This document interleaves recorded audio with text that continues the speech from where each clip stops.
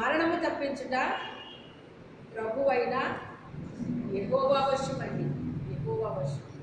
అయితే ఆవిడికి కాపుదల ఉందా? అలాగే చనిపోయారు, కొడుకు అలాగే చనిపోయారు. ఉంటూ పోతే మనిషి వలన ఏమి లేదని అర్థమవుతుంది మనకే. కాపుదల లేదు, రక్షణ లేదండి. కాపుదల లేదు, రక్షణ లేదు. కానీ దేవుణ్ణి మనం నమ్ముకుంటేనంట, ఆయన్ని ఆశ్రయిస్తేనంట, ఆయన మనకు ఎలా ఉన్నాడండి? ఆశ్రయ దుర్గముగా ఉంటాడు, కోటగా ఉంటాడు. నా రక్షణ శృంగము నీవే, నా కొండ, నా కోట, నా సమస్తము నీవేనయ్యా అంటున్నాడు. ఎవరు అంటున్నారండి? దావీదు. మనం బైబిల్ చదివితే కదా, ఆదివారం నాడు ఇలా దుమ్ము దులుపుకుని వచ్చేస్తారా బైబిల్ పట్టుకుని? బైబిల్ అనేటువంటిది చదవాలి, ప్రతిరోజు ఏం చేయాలి? చదివి ఇక్కడ భద్రం చేసుకోవాలి. ఎక్కడ? హృదయంలో భద్రం చేసుకోవాలి, ధ్యానించాలి. చదవడమే కాదు, ధ్యానించాలండి. ధ్యానించడమే కాదు, ఇతరులతో చెప్తూ ఉండాలి. అర్థమైందా? అయితే యెహోవాను నమ్ముకొని వాడు ధన్యుడు, యెహోవానికి ఆశ్రయముగా ఉండును. వాడు జలముల యొద్ద నాటబడిన చెట్టు వలె ఉండును, అది కాలువల వారును దాని వేళ్ళు తన్నును అంటున్నాడు. అలాగా దేవుణ్ణి ఎవరైతే నమ్ముకుంటారో వాళ్ళకి ఆయన ఎలా ఉన్నాడని చెప్పాడు? ఆశ్రయముగా ఉన్నాడు అన్నాడండి. వాడు ఎలా ఉంటాడట? ఎలా ఉంటాడండి? జలముల యొద్ద నాటబడిన, చెప్పండి, చెట్టులా ఉంటాడు. జలముల యొద్ద నాటబడిన చెట్టులా ఉంటాడండి. జలముల యొద్ద నాటబడిన చెట్టు ఎలా ఉంటుందండి? వాడిపోద్దా? ఎందుకని? నీళ్లు దానికి పుష్కలంగా అందుతున్నాయి. ఎలాగ అందుతున్నాయి?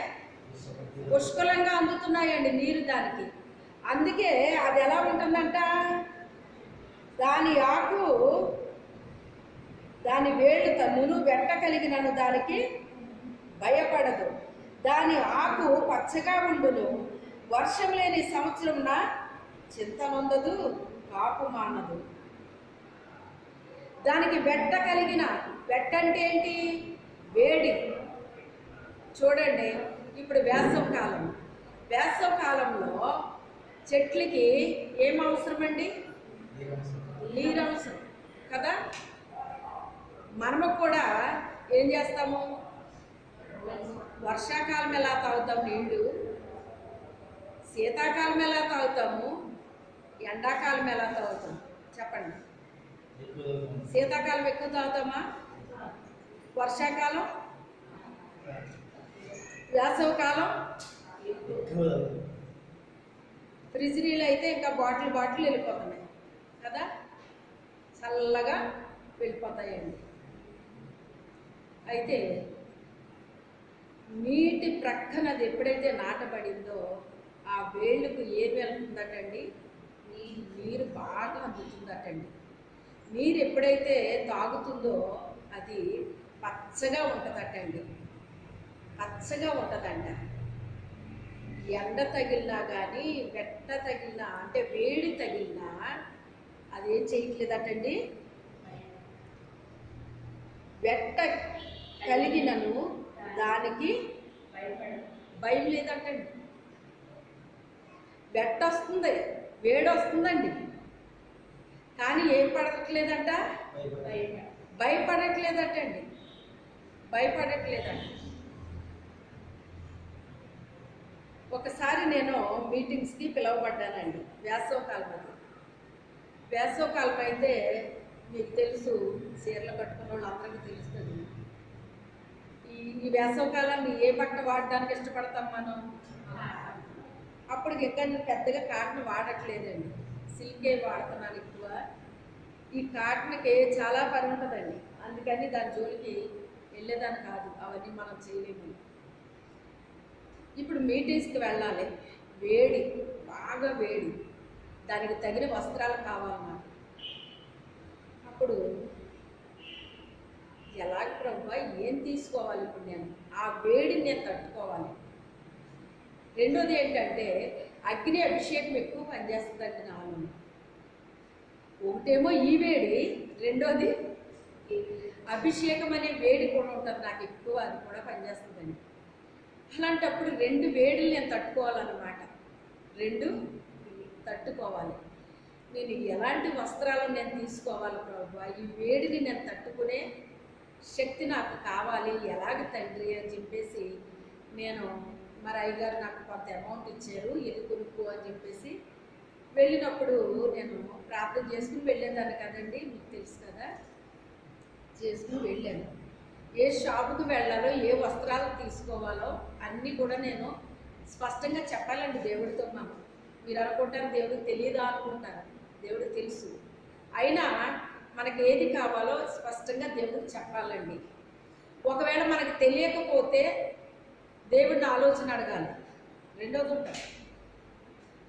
ఇప్పుడు నేను దేవుడిని అడిగాను, ఎలాంటి వస్త్రం నాకు ఇస్తావో, నాకు ఎలాంటిది అవసరమో. ఇప్పుడు నేను మీటింగ్స్కి వెళ్ళాలి, నేను అక్కడ వాడబడాలంటే ఇది వేసవ కాలం, నాకు ఈ అభిషేకం నీటి కూడా నాకు బాగా ఉంటుంది. మరి ఎలాగ ప్రభు అని నేను వెళ్ళినప్పుడు నాకు దేవుడు ఒకటేమో నేను మంచిదే తీసుకున్నాను, కొంచెం కాస్ట్ ఎక్కువ పెట్టి. ఆ నెక్స్ట్ ఆ షాపు వాళ్ళు నాకు ఒక ఆఫర్ ఇచ్చారనమాట అండి. మేడం గారు మీరు కాటన్ వస్త్రాలు కట్టుకుంటారా అన్నారు ఆయన. ఎందుకంటే అప్పటికి నా వయసు ఇంకా చిన్నది. కట్టుకుంటారా అండి, అలవాటు ఉందా మీకు అన్నాను. లేదండి అన్నాను. అందులో డ్యామేజ్ కొంచెం ఏ చుక్కల్లాగా వస్తాయన్నమాట అండి. అలా చిన్న చిన్న చుక్కలు వచ్చినాయి, పెద్ద ఏమి రాలేదు, అవి కనబడట్లేదు కూడా. చాలా కాస్ట్లీ సారీస్ అండి అవి. ఆ కాస్ట్లీ సారీస్ ఏం చేస్తారంటేనంటండి, మీకు తెలుసు బొమ్మల రాజకుమార్ అండి, రాజమండ్రిలో షాప్. అప్పట్లో అది బాగా హైలైట్గా ఉండేది, ఇవన్నీ రాలేదు అప్పటికి. అప్పుడు మీరు ఏం చేస్తారో అన్నాడు. అంటే నేను సేవ చేస్తానండి అన్నాను. అలాగా అండి, మీరు పాస్టర్ గారు అయితేనే నేను అందులో ఇలాంటి డ్యామేజ్ సారీస్ మంచి తీసేస్తారట అండి. సంవత్సరానికి ఒకసారి కాబట్టి తీసేస్తారట. తీసి ఏం చేస్తారంటే ఆ షాప్లో ఉన్న వర్కర్స్ ఉంటారు చూసారా, ఆ వర్కర్స్ వాళ్ళు తీసుకుంటారట అండి. ఎందుకని అంటే వాళ్ళ ఇంట్లో వాళ్ళకి కానీ వాళ్ళ బంధువులకు కానీ తక్కువ రేట్లోకి వస్తున్నాయి కదా అనేసి ఓ పక్కన పెట్టుకుంటారంట ఆయన. అలా పక్కన పెట్టుకున్నాడంటండి ఆయన. పెట్టుకుంటే నేను ఇక్కడ ప్రార్థన చేసుకుని నేను వెళ్ళాను కదా, మరి ఇప్పుడు నాకు తక్కువకు రావాలి. అది నాకు వేడి తగలకుండా ఉండే వస్త్రమై ఉండాలి. ఇప్పుడు అది అంటే ప్రతి దాంట్లో ఎంత దేవుడు మనకి హెల్ప్ చేస్తాడో చూడండి. మనం అనుకుంటాం కొన్ని వాటిలోనే దేవుడు సహాయం చేస్తాడు, అన్నింటిలో చేయడం అనుకుంటారు. ప్రతి విషయంలో మనకు సహాయం చేస్తాడండి. అందులోకి ఇప్పుడు నేను ఆయన పని మీద నేను ఇప్పుడు బయటికి వెళ్ళాలి. అప్పుడు ఆయన ఇలా తీసుకుంటారా అండి అని అడిగారు. నేనేమో ఆయన అడగలేదు. నేను అప్పుడు ఇంకా తీసుకుంటానండి అన్నాను. అప్పటికి నాకు అంత అలవాటు ఏమీ లేదు. అంటే ఎందుకంటే అండి డ్యామేజీల్లో వచ్చినాయి, ఈ మా చుట్టాలకని నేను తీసి పక్కన పెట్టుకున్నాను. మీరు పాస్టర్ గారు అంటున్నారు కదా, మీలాంటి వాళ్ళకి బాగుంటాయండి, ప్రార్థనలకు అవి కట్టుకుంటారు కదా మీరు. అంటే కొంతమంది ప్రార్థనకి తెల్లచీరలే వాడతారు కదండి, అది అతనికి వచ్చినట్టు దృష్టిలో. మీరు ఇలాంటివి వాడతారు కదా, ఒకవేళ మీకు కావలిస్తే తీసుకోండి, మా బంధువులకని నేను పక్కన పెట్టుకున్నాను అని చెప్పి అవి చూపించాడు. చూపిస్తే నేను అవి చూడగానే బాబు ఎంత రేటు ఉంటాయో ఏంటో అనుకున్నానండి. నిజానికి అది రేటే, కానీ ఆ డ్యామేజ్లో అది చాలా తక్కువ రేటుకి వచ్చేసిందండి. చూసారా, 1200 చీర 1500 చీర నాకు ఇంచుమించుగా 300 లోపులోకి వచ్చేసింది అండి. 2 చీరలు కూడా అంటే ఒకటి 3, ఒకటేమో అతి తక్కువ 3 అంతా పడింది. మీకు తక్కువగా వేస్తానమ్మా అన్నాను. ఎంత తక్కువ వేసినా ఎంత తగ్గిస్తారేంటి అని అనుకున్నాను నేను. కానీ అంత తక్కువ రేటుకి దేవుడు నాకు వాటిని ఇచ్చాడండి. నేను వెళ్ళింది వేసవ కాలం. ఆ ఆ వేసవి కాలాన్ని ఆ చీర కట్టుకుంటే ఏంటి అసలు ఎంత హాయిగా నాకు అనిపించిందంటే, నాకు వేడి తగలట్లేదు కదా, నా బాడీకి అది చాలా కూల్ని ఇస్తుంది అనమాట, చల్లదనాన్ని ఇస్తుందండి. నాకు వచ్చిన అభిషేకం ఎలా ఉందంటే అసలు అగ్నితో మండిపోతున్నట్టు ఉందండి నాకు. ఎందుకంటే నేను వెళ్ళింది సేవకుల కూడికి. ఇప్పుడు సేవకుల మీదకి అగ్ని కుమ్మరింపబడే మీటింగ్స్ అంటే విశ్వాసుల కాదాల్లో సేవకుల అగ్నిని పొందుకోవాలంటే మనకి ఇంకెంత ఫైర్ ఇస్తాడో చూడండి దేవుడు. అంత ఫైర్ని నేను తట్టుకోవాలి అంటే నాకు ఎలాంటిది కావాలి, నా బాడీకి ఎలాంటిది కావాలో అలాంటిది దేవుడు నాకు ఇచ్చాడండి. నేను భయపడ్డాను కదా, వాతావరణానికి ఏం చేశాను, నేను భయపడ్డాను. నేను ఎలా నిలబడాలి, మీకు తెలుసు, మీటింగ్లో రమారే మీరు 2 గంటల పైన నిలబడాల్సి వస్తుంది. అంతసేపు అంత ఫైర్తో నిలబడాలి అంటే చాలా ఎనాయింటింగ్ ఇస్తాడు దేవుడు. అంత అభిషేకాన్ని అనుభవించాలి అంటే చాలా నాకు సపోర్టు అవసరం ఉంటుంది అన్నమాట. అంత చల్లగా కూల్గా అనిపించిందండి అది. ఇంకా నాకు ఫైర్ అయితే నాకు చాలా వచ్చింది, కానీ ఈ యొక్క వస్త్రం అనేటువంటిది నాకు చాలా అది నాకేమిచ్చింది, కంఫర్ట్ ఇచ్చింది అనమాట అండి. ఇచ్చినప్పుడు అప్పుడు నాకు దాని మీద చాలా ఇంట్రెస్ట్ కలిగింది అనమాట. అసలు ఏంటి ప్రభా, ఇలాంటి వస్త్రాన్ని నువ్వు నాకు ఇచ్చావేంటి, అసలు అలాంటి వస్త్రము పెద్ద పెద్దోళ్ళు కట్టుకుంటారండి. అది చెప్పాలి అంటే ఎక్కువ నేను ఎవరు వంట మీద చూశానంటే ఒక 70 సంవత్సరాలు ఇంకా పైన ఉన్న వాళ్ళు, కాస్త కాస్ట్లీగా ఉన్న వాళ్ళు కట్టుకోవడం నేను చూసానండి. కానీ నా వయసు చిన్నదే, కానీ ఇప్పుడు నా వయసుకి మించింది నేను. మరి నాకేం కావాలి ఇప్పుడు, మరి నాకు చల్లదనం కావాలి. ఆ వస్త్రంలో చల్లదనం ఉంది. వాళ్ళంత కాస్ట్ పెట్టి ఎందుకు కొనుక్కుంటారో నాకు అప్పుడు అర్థమైందండి. అది నాకు దాని మీద ఇంకా ఏమొచ్చింది, ఇప్పుడు ఇంట్రెస్ట్ వచ్చి నేను ఎప్పుడైనా ఎండలో ప్రయాణం చేయాల్సి వచ్చినప్పుడు ఆ సారీ కట్టుకుంటే నాకు అసలు ఎండ తగిలినట్టు అనిపించింది కాదండి, వేడి తగిలిది కాదు నాకు అసలు. ఈ చెట్టు ఏమంటుంది, బెట్ట తగిలినను నాకు భయం లేదు. ఇప్పుడు ఈ వస్త్రం వలన నేను ఎండలో తిరిగినా ఇప్పుడు నాకు భయం ఉందా, భయం లేదు. ఇప్పుడు ఈ చెట్టు ఏమంటుంది, బెట్ట తగిలినా నాకు వేడి తగిలినా కూడా నాకు భయం లేదు. ఎందుకని, నా వేరెక్కడుంది, జలముల యొద్ద ఉంది. నా వేరెక్కడుంది, జలముల యొద్ద ఉంది. ఆ జలాల్లో నేను తాగుతున్నాను. ఏం తాగుతున్నాను నేను, జీవ జలముల ఓట యొద్ద మనము నాటబడాలండి. ఎక్కడ నాటబడాలి, జీవ జలముల ఓట ఎక్కడ ప్రవహిస్తుంది, దేవుని మందిరంలో ప్రవహిస్తుంది. ప్రతి దేవుని మందిరంలో జీవ ఓట ఉంటుందని నేను చెప్పను. ఎక్కడైతే యెహోవా ఉన్నాడో, ఎక్కడైతే దేవునికి స్థానం ఉందో ఆ మందిరములో ఏం ప్రవహిస్తుంది, జీవ జలము ప్రవహిస్తుందండి. ఆ జీవ జలాల దగ్గర మనము నాటబడితే మనలోకి ఏమొస్తుందట, జీవం వస్తుందటండి, జీవం వస్తుందట.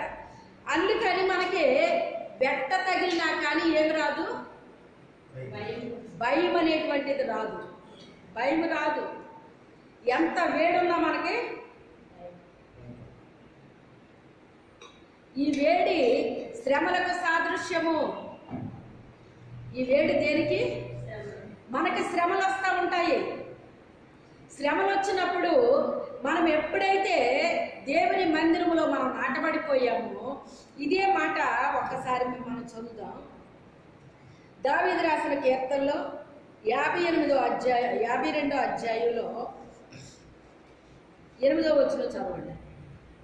నేనైతే దేవుని మందిరములో పచ్చని ఒలీవ చెట్టు వలె ఉన్నాను, నిత్యము దేవుని కృపయందు నమ్మిక ఉంచుచున్నాను.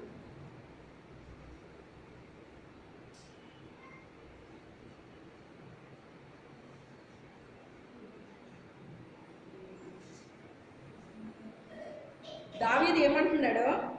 నేనైతే నేనైతే దేవుని మందిరంలో పచ్చని ఒలీవ చెట్టు వలె పచ్చని ఒలీవ చెట్టు వలె ఉన్నాను. నిత్యము ఆయన ఎందుకు పచ్చని ఒలీవ చెట్టులా ఉన్నాడట? ఎక్కడ నాటబడ్డాను అంటున్నాడు ఆయన? దేవుని యొక్క మందిరములో. ఎక్కడున్నాడట? దేవుని మందిరములో ఉన్నాను నేను. అందుకే నేను ఎలా ఉన్నాను? పచ్చని ఒలీవ చెట్టు వలె. అక్కడ ఒక మాట ఎలాగుందో చూడండి. నేనైతే అంటే ఇక్కడ ఏమర్థమిస్తుంది? మీ సంగతి నాకు తెలియదు. ఎలా ఉంది ఇది? మీరు ఎక్కడ నాటబడ్డారో నాకు తెలియదు, మీరు ఎక్కడున్నారో నాకు తెలియదు. నేనైతే ఏమని చెప్తున్నాడు? నేనైతే మీరెక్కడ నాటబడ్డారో, మీరెక్కడున్నారో, మీరెవరిని నమ్ముకున్నారో, మీరు ఎలా ఉన్నారో, మీ పరిస్థితి ఏంటో నాకు తెలియదు. నేనైతే నేనైతే నేనైతే దేవుని మందిరములో ఒలీవ చెట్టు అంటలేదు, పచ్చని ఒలీవ చెట్టు. ఈ పచ్చదనం ఎప్పుడు వస్తుంది చెట్టుకి?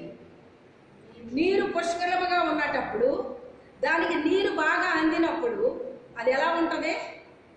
పచ్చగా ఉంటుందండి. అంటే ఆ చెట్టు జీవముతో కాదు, సమృద్ధి జీవముతో నింపబడుతుందండి. ఎలా ఉంటుంది? సమృద్ధి జీవముతో నింపబడుతుందండి. అందుకే ఆయన అంటున్నాడు, పచ్చని ఒలీవ చెట్టులో ఉన్నాను, నిత్యము దేవుని కృపయందు నమ్మిక.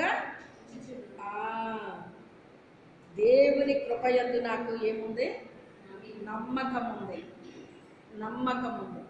ఎందుకంటే దేవుడు ఆయనకు వాగ్దానం చేశాడు, దావీదు, సౌలుకి నా కృప దూరమైనట్లుగా నా కృప నీకు దూరం వచ్చింది.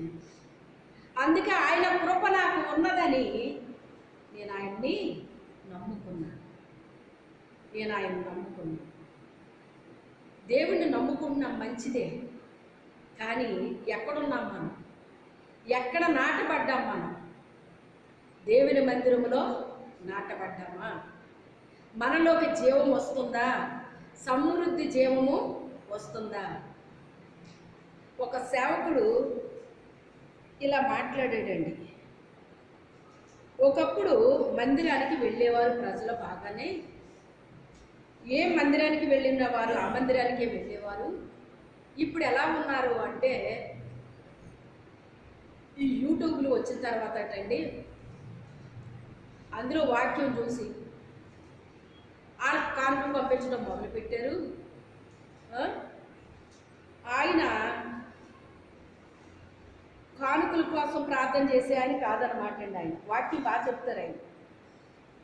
అప్పుడు అయ్యగారు మీ వాక్యం నాకు చాలా బాగా నచ్చిందండి, అందుకని నా దశభాగాలన్నీ మీకు పంపిద్దాం అనుకుంటున్నాను, మీ నెంబర్ ఇవ్వండి అని ఫోన్ చేసిందంటాను. మీరు ఏ చర్చికి వెళ్తారమ్మా అని అడిగారండి. ఓ చర్చికి వెళ్ళేదాన్ని కానండి, ఆ చర్చి మానేశానండి నేను. మీ వాక్యం చాలా బాగుంటుంది, అందుకే ఇంక మీ వాక్యమే వింటూ నేను ఇంక చర్చికి వెళ్ళలేదండి, ఇంక ఇంటి దగ్గరే ఉంటున్నానండి, మీ వాక్యాలు వింటున్నానండి, నాకు చాలా బాగుంటుంది, ఇంకా ఆ దశభాగాలు ఏమి మీకు పంపేద్దామని అనుకుంటున్నాను అన్నదండి. అప్పుడు ఫుల్ తిట్టాడటండి ఆయన. ఏమనుకుంటున్నాను అసలు? ప్రతి విశ్వాసికి ఒక మందిరం ఉండాలి. ఆ విశ్వాసి ఆ మందిరంలో నాటబడాలి. ఎందుకు అంటే, నీ కాపరి నీ కొరకు కన్నీరు పెడతాడు. నీకు బాధ వచ్చినా, కష్టం వచ్చినా, ఏది వచ్చినప్పటికైనా నీ కొరకు మనస్ఫూర్తిగా ప్రార్థన చేసేది నీ కాపరి తప్ప నీకెవరో చేయరమ్మా. నువ్వు ఇచ్చే కానుకకి 10 మంది పాస్టర్లు వస్తారు నీ ఇంటికి, వాళ్ళ కానుకలు తీసుకుని వెళ్ళిపోయే వాళ్ళే. కానీ నువ్వు ఒకవేళ ఎండిపోయినా, నీ పరిస్థితి బాగోకపోయినా, నిన్ను గురించి పట్టించుకునే వాళ్ళు మాత్రం కాదు. వాళ్ళ నీకోసం భారంతో ప్రార్థన చెయ్యరమ్మా. వాళ్ళు నువ్వు కానుకిస్తున్నావు కనుక నీ ఇంటికి వస్తారు. అలాగ కాదు, నీకు ఒక కాపరి ఉండాలి. ఎవరు ఉండాలి? నీకు ఒక కాపరి ఉండాలి, నీకు ఒక మందిరం ఉండాలి, నీకు ఒక కాపరి ఉండాలి. నీ కొరకు ప్రార్థిస్తాడు ఆయన, నీకు జీవవాక్యాన్ని అందిస్తాడు, నీ కొరకు ప్రార్థన చేస్తాడు. ఏ పాస్టర్ నువ్వు ఎండిపోతే పట్టించుకోడు. నీలో జీవం పోయిందేంటి, ఇలాగైపోయావేంటి అని ఏ పాస్టర్ కూడా నిన్ను పట్టించుకోడు. కానీ నీ కాపరి నిన్ను పట్టించుకుంటాడు. అయ్యో ఈ చెట్టు ఏంటి ఇలాగ ఎండిపోయిందేంటి, ఒకప్పుడు సమృద్ధి జీవంతో ఉండేది ఈ చెట్టు, ఈ చెట్టు ఇలాగ ఎండిపోయింది ఏంటి ప్రభువా, ఈ చెట్టు ఇలాగ ఎండిపోయింది ఏంటి అని దేవుడికి ఏం చేస్తారు, మొర్ర పెడతారు. అది కాపరి దగ్గర ఉండేటువంటిది. అందుకే ప్రతి వ్యక్తికి ఎవరు ఉండాలి, ఒక సంఘం ఉండాలి. ఆ సంఘములో ఒక కాపరే నీకు ఉండాలి. కానుకల కోసం ఈ రోజుల్లో ఇళ్ళకు బాగా తిరుగుతున్నారు. ఆ ఇళ్ళకు తిరిగే వాళ్ళని మీరు నమ్ముకుని ఈ సేవకుడు నువ్వేం చేయకూడదు, మర్చిపోకూడదమ్మా. నువ్వు మందిరానికి వెళ్ళాలి. నువ్వు ఏ మందిరానికి వెళ్ళావా మందిరానికి నువ్వు ఇల్లు నాకు కాలు పంపించొద్దు. వాక్యం వింటే మీరు మంచిదే, కానీ నీకు కాపరు ఉండాలి, నీకు కాపరు ఉండాలి, మందిరం ఉండాలి అని చెప్పేసి చాలా ఖచ్చితంగా చెప్పాడటండి. అలాగే ఖచ్చితంగా చెప్పేవాళ్ళు ఉండరు కదా మరి సర్వసాధారణంగా. నిజంగా మరి మాట కరెక్ట్ అంటారా కాదంటారా? ఏమో మీకేమనిపిస్తుందో నాకు తెలియదు. నిజమే, మన కాపరైతేనే మన గొర్రె కోసం ఏం చేస్తాడో ఆలోచిస్తాడు. అయ్యో ఈ బిడ్డ ఒకప్పుడు చాలా పచ్చగా ఉండేది, ఈ రోజున ఇలాగ ఎండిపోయింది ఏంటి, ఎందుకు ఇలాగ అయిపోయింది బిడ్డ, ఎందుకు ఇలాగ అయిపోయింది బిడ్డ అని చెప్పేసి కాపరి ఏం చేస్తాడట, దేవునికి మొర పెడతాడటండి.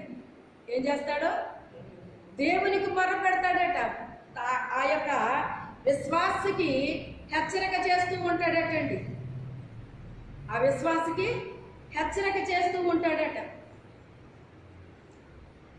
మన కాపరైతేనే మనల్ని పట్టించుకుంటాడు, మన కొరకు ప్రార్థన చేస్తాడు. మనం ఎండిపోయామో జీవముతో ఉన్నామో ఎలా ఉన్నామో మన కాపరి మనల్ని గమనిస్తూ ఉంటాడండి.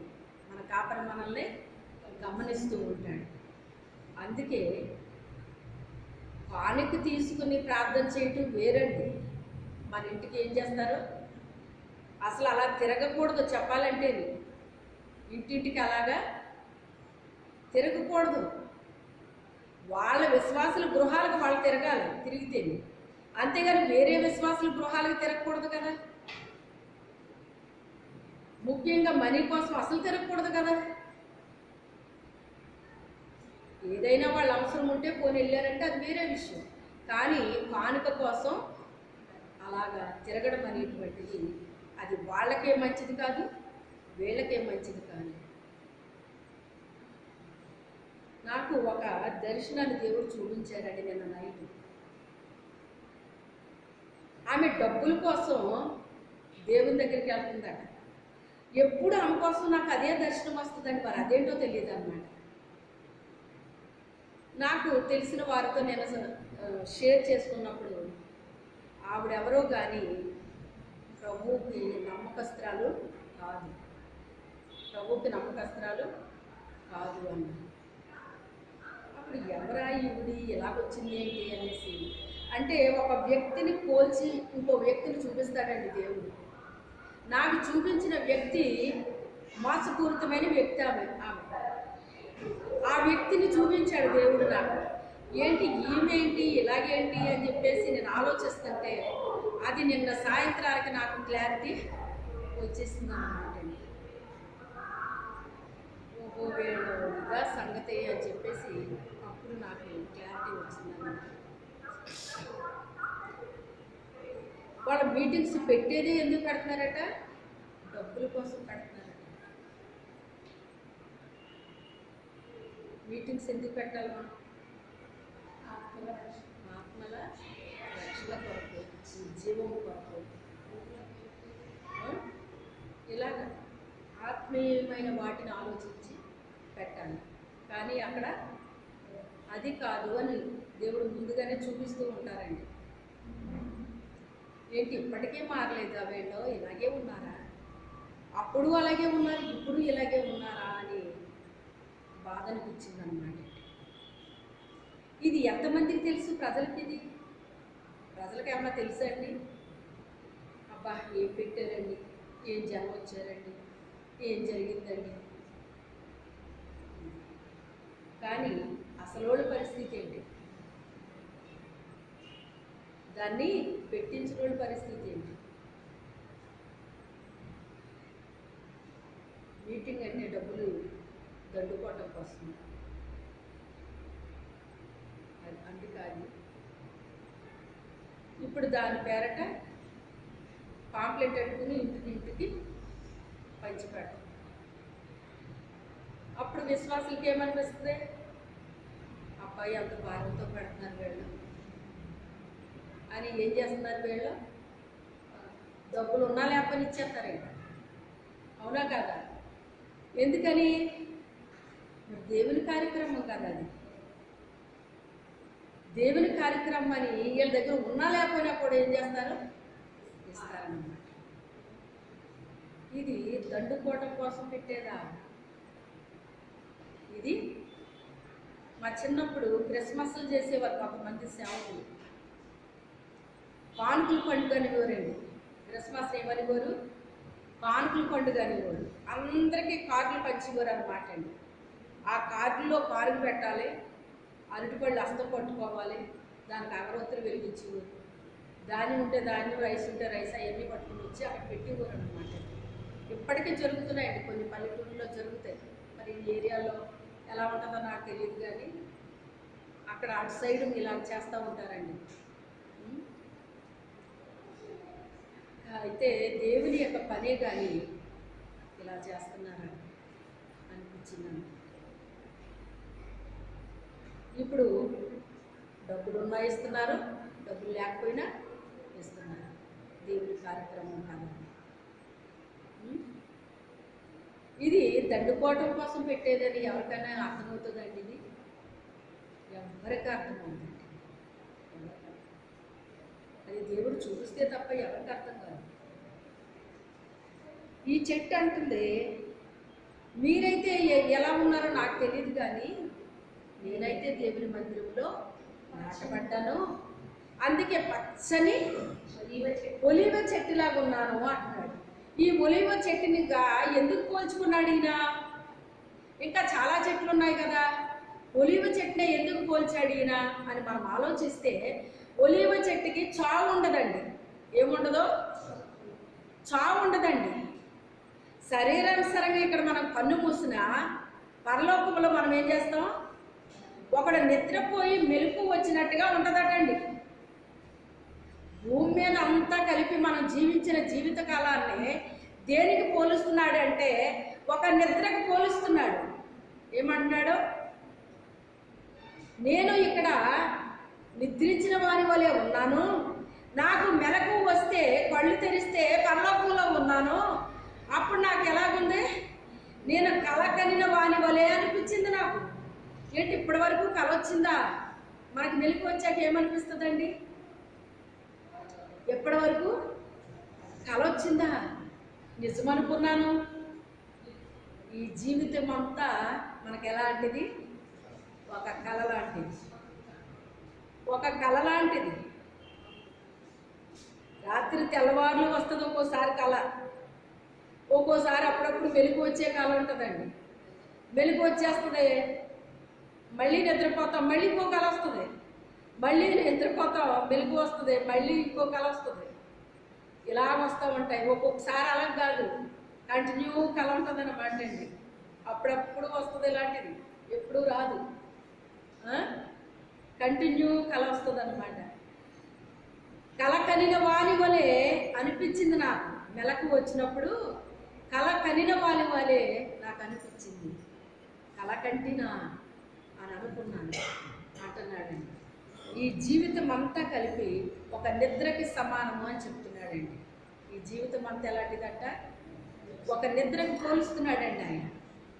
నేను పచ్చని ఒలీవ చెట్టు లాగా ఉన్నాను అంటే, ఈ ఒలీవ చెట్టుకి చావు లేదండి. ఒలీవ చెట్టుకి ఆ రోజుల్లో ప్రపంచం అంతటినీ కూడా జలాలు వచ్చేసి ముంచేసినవి, అన్నీ చచ్చిపోయినాయి, అన్నీ కొట్టుకుని పోయినాయి. కానీ ఒలీవ చెట్టు చచ్చిపోయిందా? ఒలీవ చెట్టు చచ్చిపోలేదు, చిగురు పట్టిందండి. ఏం చేసింది? చిగురించింది. ఆ చిగురించిన ఆ కొమ్మను పట్టుకుని ఎవరు వచ్చారు లోపలికి? పావురాన్ని విడిచిపెట్టాడు. బయట పరిస్థితి ఎలా ఉందో ఒకసారి చూసి రమ్మా అని కాకిని వదిలితే వెళ్ళిపోయిందంటే ఇంక మళ్ళీ రాలేదంట. అది ఎందుకని?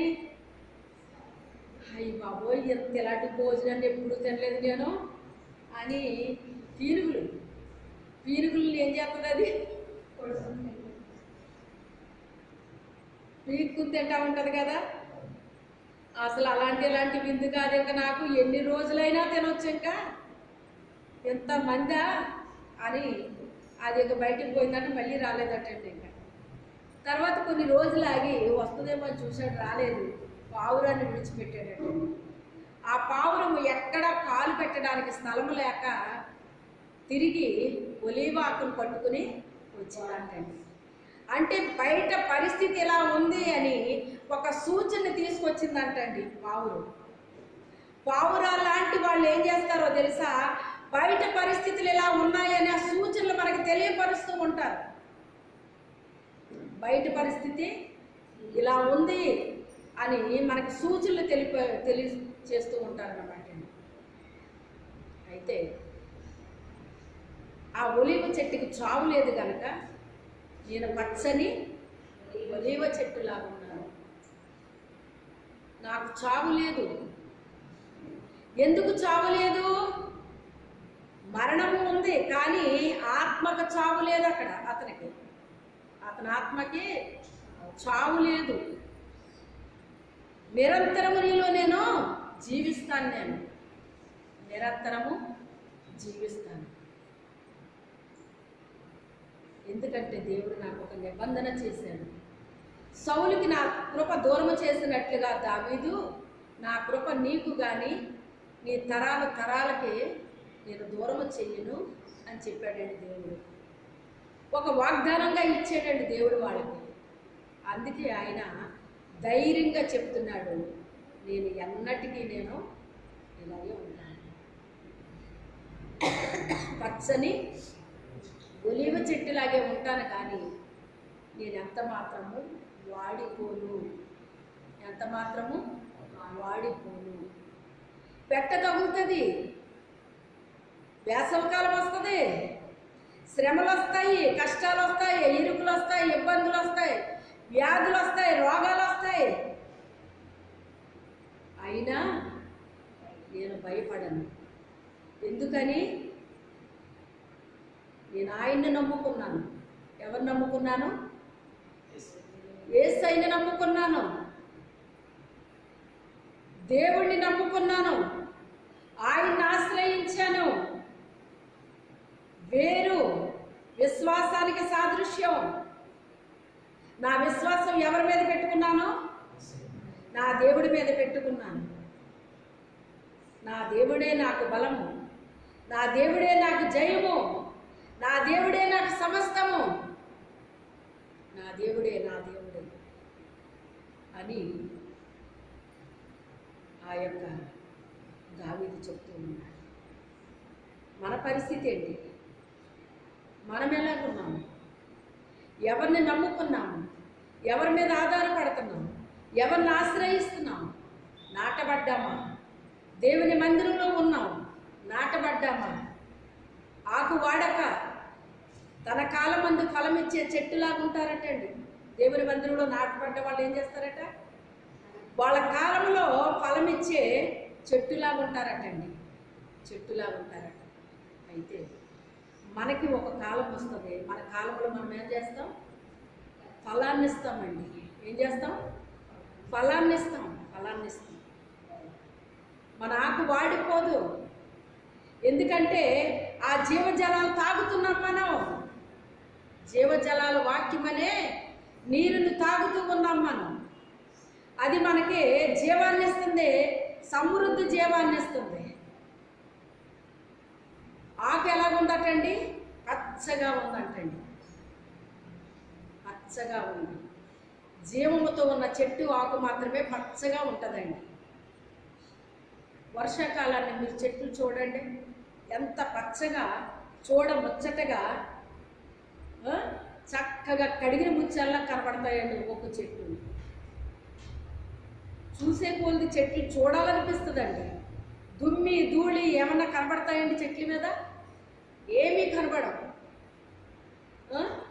ఎందుకంటే రోజుకి ఎన్నిసార్లు స్నానం చేస్తాయో ఆ చెట్లు.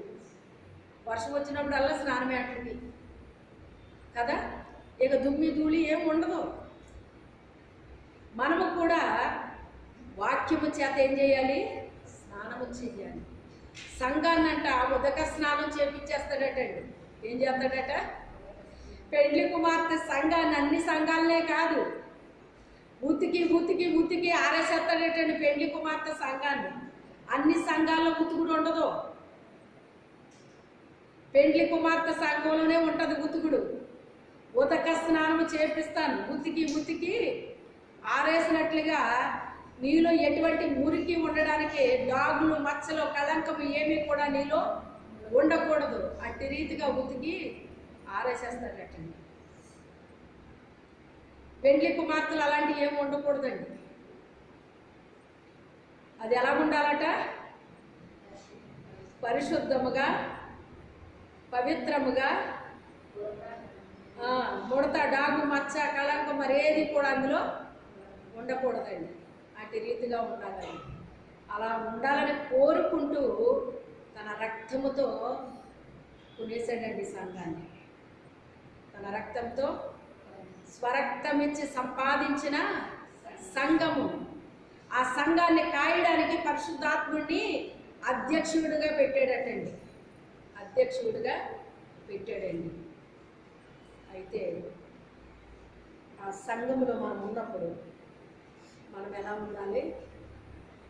జీవముతో, సమృద్ధి జీవముతో. ఆకు వాడిపోకూడదు. వెట్ట కలుగుతుంది, వేడి తగులుతుంది. కొన్ని పరిస్థితులు చాలా వేడిని పుట్టిస్తాయి మనకి, బాధ కలిగిస్తాయి మనకి. అయినప్పటికైనా ఏం చేయట్లేదట, అది భయం లేదంటండి దాన్ని. నాకెందుకు భయము? నా దేవుడు ఉన్నాడు నాకు. నాకెందుకు భయము? నా దేవుడు ఉన్నాడు నాకు అని భయానికి గురవ్వట్లేదటండి. అది దానికి అసలు భయమే రావట్లేదటండి. తర్వాత అంటాడు కదా,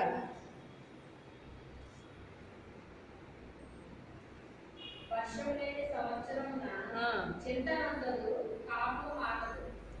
వర్షము లేని సంవత్సరము, అభిషేకము లేని సంవత్సరము, ఆశీర్వాదము లేని సంవత్సరము. కొన్ని సంవత్సరాల్లో అభిషేకాలు ఉండవు, ఆశీర్వాదాలు ఉండవండి. అలాంటి సంవత్సరాలు వస్తాయట. అలాంటివి వచ్చినప్పటికైనా కూడా దానికి ఏం రావట్లేదటండి? చింత రావట్లేదట. చింత రావట్లేదటండి. కాపు మానట్లేదట. చింత వస్తే ఏముండదు? కాపు ఉండదు. చింత రావట్లేదు కనుక దానికి ఏమొస్తుంది? కాపు. పంట పండేస్తుందండి. అది ఫలాన్ని ఇచ్చేస్తుంది. అది దేని గూర్చి చింతపడకుడి, ప్రతి విషయంలో ప్రార్థన, విజ్ఞాపన, మీ విన్నపాలు దేవునికి తెలియపరచండి. సమస్త జ్ఞానానికి మించిన దేవుని యొక్క సమాధానము యేసు క్రీస్తు వలన మీ హృదయాలకి, తలంపులకి కావలి ఉంటుందని చెప్తున్నాడండి. చింత నందదు, కాపు మానదు. హృదయం అన్నిటికంటే మోసకరమైనది, అది ఘోరమైన వ్యాధి కలది, దాన్ని గ్రహింపగలవాడెవడు. అందుకని హృదయం అన్నిటికంటే మోసకరమైనది. నీ హృదయము నిన్ను మోసం చేస్తుంది, జాగ్రత్త. అన్నిటికంటే ఘోరమైన వ్యాధి ఎక్కడుందని చెప్పాడు? హృదయంలో ఉందటండి. వ్యాధి శరీరంలో ఉంటే డాక్టర్స్ బాగు చేస్తారు. హృదయంలో వ్యాధి వచ్చిందంటే ఎవరన్నా బాగు చేయగలరండి? ఏ డాక్టర్ అన్నా బాగు చేయగలరా? శరీరానికి సంబంధించిన దానికి వైద్యం చేయడానికే డాక్టర్కి తెలుసు. హృదయానికి వైద్యం చేయడానికి ఏ డాక్టరు ఉండడు, పరమ డాక్టర్ తప్ప. ఆ హృదయం దేనికి గురైపోయిందటండి? ఘోరమైన వ్యాధి కలిగింది. అది మోసకరమైంది. ఎవరిని మోసం చేస్తుందంట? నిన్నే మోసం చేస్తుంది. అది ఘోరమైన వ్యాధి కలిగింది. దాన్ని గ్రహింపగలిగిన వాడెవడు? ఎవడు గ్రహించగలుగుతున్నాడు దాన్ని? దాన్ని ఎవడో గ్రహించలేడు. ఎవరు గ్రహించగలరు? దేవుడు మాత్రమే దాన్ని గ్రహింపగలడు. అందుకే మనకు అర్థం అవ్వాలి, మనకి అర్థం అవ్వాలి. మన హృదయమే మనల్ని మోసం చేస్తుందా? నా హృదయం బాగానే ఉందా? నా హృదయం ఏమన్నా నన్ను మోసం చేస్తుందా? నా హృదయంలో ఏమన్నా వ్యాధి ఉన్నదా అని మనమే ఏం చేసుకోవాలండి? చెక్ చేసుకోవాలి. ఏం చేయాలి? చెక్ చేసుకోవాలి. చూడండి,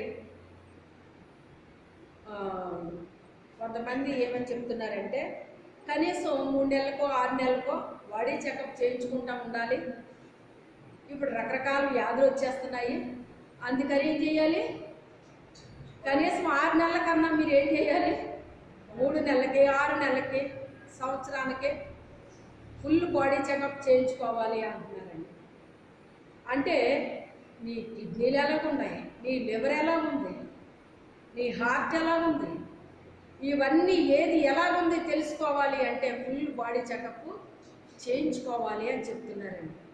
పర్వాలేదు, దీనికి ఏం పర్వాలేదు, దీనికి ఏం పర్వాలేదు, దీనికి ఏం పర్వాలేదు. కానీ ఇందులోనే కొంచెం ఇన్ఫెక్షన్ ఉంది, పలానా దాంట్లో కొంచెం తేడా వచ్చింది, దానికి మందులు ఇస్తున్నాను అని రాస్తాడు డాక్టర్. కానీ మన హృదయానికి జబ్బు వస్తే ఏ డాక్టర్ చూసి చెప్పడండి. మనం హృదయం గురించి డాక్టర్కి తెలీదు, మన పరమ డాక్టర్కే తెలుసు మన హృదయం గురించి. మన హృదయంలో ఏమున్నదో, మన హృదయం ఎలాగున్నదో అది మనల్నే మోసం చేస్తుందేమో దాన్ని గ్రహింపగలిగిన వాడు ఎవరు గ్రహిస్తారు ఈ హృదయాన్ని? దేవుడు మాత్రమే గ్రహించగలరు. చూడండి, మనం దేవుడిని నమ్ముకున్నామా, ఆయన్ని ఆశ్రయిస్తున్నామా, ఆయన మీద ఆధారపడుతున్నామా, ఆయన మందిరంలో నాటపడ్డామా, మనలోకి జీవం వస్తుందా, సమృద్ధి జీవం వస్తుందా? మనకి కష్టాలు నష్టాలు కలిగినప్పుడు ఆయనలో నిలబడుతున్నామా, చింతపడిపోతున్నామా, విచారానికి దుఃఖానికి గురైపోతున్నామా, లేకపోతే మన ఫలాన్ని మనము ఫలిస్తున్నాము? ఏ స్టేజ్లో మనం ఉన్నాం? ఇదేది నాకు అర్థం అవ్వట్లేదండి, నేను ఎలా ఉన్నానో నాకే తెలియట్లేదు అంటే అక్కడ అనుమానించాల్సింది ఏంటి? హృదయము మోసం చేస్తుంది. ఎవ్వరు నిన్ను మోసం చేయట్లేదు, నీ హృదయమే నిన్ను మోసం చేస్తుంది. ఎందుకని? అక్కడ ఏముందంటున్నాడు? ఘోరమైన వ్యాధి ఉంది, ఘోరమైన వ్యాధి ఉంది. ఆ వ్యాధిని దేవుడు మాత్రమే గ్రహించగలడు. ప్రార్థన చేద్దాం, మోకరించండి. ఎవరికి వారి కొద్ది నిమిషాలు ప్రార్థన చేసుకోండి.